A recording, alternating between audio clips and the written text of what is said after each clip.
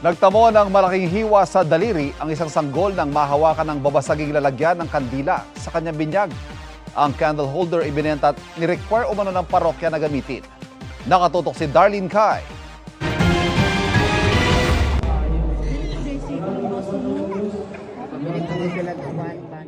Walang tigil ang iyak ng sanggol na yan sa gitna ng kanyang binyag sa isang simbahan sa Alegria, Cebu.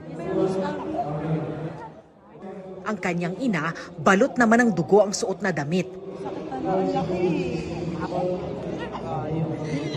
Mahigpit din ang hawak niya sa kanang kamay ng kanyang anak. May hiwa na pala siya sa isang daliri. Sa Facebook post ng ina ng sanggol, sinabi niyang bago ang insidente, nahawakan ng sanggol ang bibig ng babasaging candle holder. Pero hindi nila namalaya na matalas pala ito. Anya, may nabili na silang mga personalized na kandila para sa binyag. Pero binentahan daw siya ng parish office ng kandilang nasa baso na pinagagamit ng pari sa binyag. Nasugatan din ang ama nito.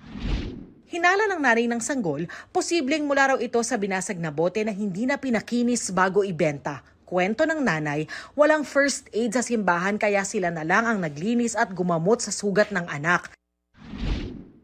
Inireklamo ng mga kaanak ng sanggol sa pari ang nangyari pero wala raw itong naging tugon. Sinusubukan pang kunin ng GMA Regional TV ang pahayag ng simbahan pero wala pa silang tugon. Darlene Kai, Nakatutok, 24 Oras.